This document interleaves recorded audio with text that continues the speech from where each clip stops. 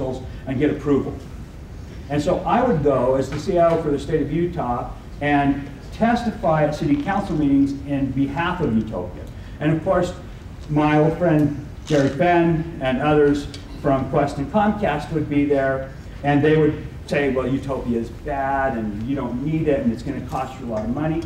But I'm not paraphrasing very much to say that the Comcast guy's spiel when he would stand up and testify was, our job is to produce stuff for you guys to buy. That's how Comcast saw the net. Right? They produce, you consume, send us a check.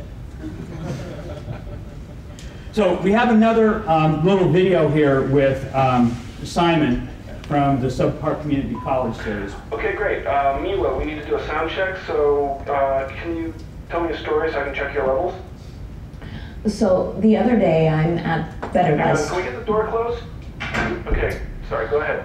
So the other day I'm over at the Better Buy store looking at gadgets like I usually am on my lunch break, and I walk in and the kid at the front asks if he can help me find something. Yeah. And I said, no, I'm just looking around. That's so Nick. And not 15 feet further, another kid comes up to me and he does the he's same like, thing. can I help you find something today? See? And I told him, no, I'm just browsing. Yeah, hello. And seriously, about 20 feet later, another kid comes up to me and asks if he can help me find something. What a douche. And I'm like, no, I'm just looking around.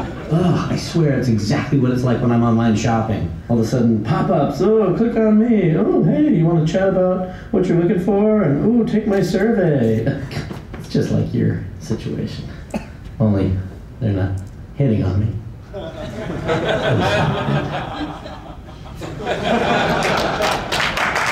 Okay. So, Craig Burton has dubbed the reciprocal of this situation the personal communications model, right? Where the individual is telling organizations things. Now, why would they do that? Well, you just heard Doc give an hour-long, beautiful presentation on why somebody might want to do that.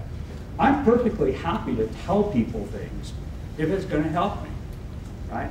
What I don't want them doing is guessing about me and constantly interrupting me and trying to annoy me to give me what they perceive as help. Only the individual can tell us their intention. As Doc pointed out, everything else is guesswork. So to finish this table off, location is your metaphor. The organizational model is the only thing you can do. But if purpose is your metaphor, you have to use an individual personal communications model. So let me give you some rules for a purpose-based web. Rule number one, we've talked about this. Purpose matters more than location. People don't go online to go to websites. They go online to do something, to get something done. Choice matters more than control. Specifically, freedom of choice matters more than controlling your users. Doc, again, beautifully introduced this concept. Right? We don't need captive users. If we give users freedom of choice, they will tell us what they need. Very relevant to what we're doing today. Context matters more than content. If you believe content is important, I've got some people in the newspaper industry that you ought to talk to.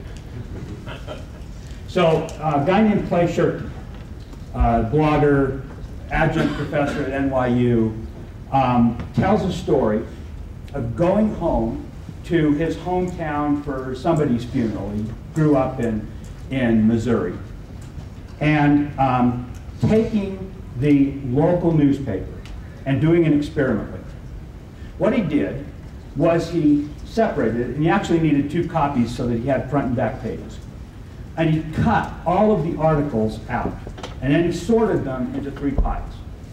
First pile, well, first of all, sorted them into 4 piles. The first pile was advertising. He just threw all that away, okay? Because that wasn't what he cared about. Second pile was stuff that was not news, right? Aunt Betty's gardening tips, all that kind of stuff.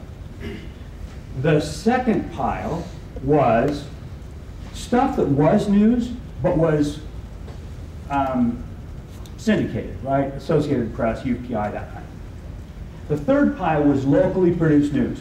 The stuff that you could only get in that newspaper and nowhere else. The fourth pile, the pile of stuff you could only get in that newspaper and nowhere else, was 6% of the newspaper. He weighed the piles. That's how he figured that out. So only 6% of what they throw on your driveway every morning is stuff that you can't get somewhere else. Does that sound like a business model to you? It's not, right? Because if I want Aunt Betty's gardening tips, I can get them 100 places, and maybe even better gardening tips than Aunt Betty can give me. I don't need the newspaper to give me that. If I want the national news, there are 1,000 places online I can see the national news. What's sad is, if I want the local news, the only place I can get that is from the local paper, and there's no way really to support those people because newspapers are going out of business. So my point here is that content is not really all that important. Content's everywhere. And you may say, well, if my content's unique, that's better. Ask Paul Graham, right? Paul Graham did this interesting analogy. If content is so important when it's unique, why does a Stephen King novel cost you the same amount as a novel from a first-time author? Isn't his content unique? Doesn't everybody love him? So why isn't the price different? The price ought to be different if the content matters. The only thing that matters, the only thing that changes the price is the way they publish the book, right? Whether it's hardback or paperback or first run or whatever. Content doesn't matter. What matters is context. Now, context is very important. Facebook, I maintain, is a context network. Now, it's a context network that's happening inside a portal of sorts, and they're taking great pains to expand it offline, right? The Facebook developer program has been successful because they are expanding this in great ways. But it's still a silo of context. Fourth rule, relationships matter more than transactions. When I showed you the AAA demo, here's what was going on from a relationship perspective. You have a relationship with AAA. AAA has a relationship with Hertz. That application was joining those relationships together so that you realized you had a relationship with Hertz. If Hertz can work that, that's much more valuable to them than the single transaction of a single car rental. But it's that relationship that matters. Fifth rule, loyalty matters more than time on site. The PAT formula for online success I showed you earlier, what do all of the analytics drive you to? Right? Time on site. And so we create these big, huge funnels, right, where we buy AdWords to get people to click, to get them on our homepage, to get them to put something in their shopping cart, to get them to buy, right? We got this huge funnel. We got to put millions of people in the top end to get 10,000 sales out the bottom end. That's what time of site kinds of analytics have driven us to. What we care about more is loyalty.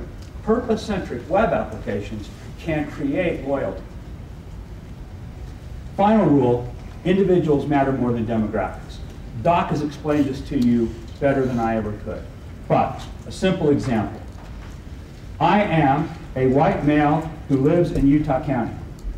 Would you rather know that, or would you rather know that yesterday at 2:30 p.m. I really, really, really, really wanted a power adapter for my iPhone? Which is more important? Which is more valuable? All that white guy thing. What an anomaly. In Utah County, no less. In Utah County. So, as Steve mentioned, we believe that there is a revolution afoot. The revolution of client-side applications. And what we're trying to do is build a platform which allows you to build applications which service that market. We make purpose-based applications possible.